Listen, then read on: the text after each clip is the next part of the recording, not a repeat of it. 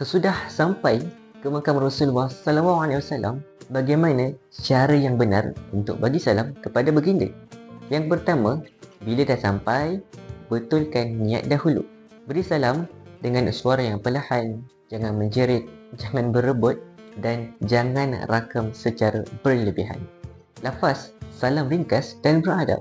Cukup ucapkan Assalamualaikum ya Rasulullah, Assalamualaikum ya Habibullah, Assalamualaikum ya Nabi Allah.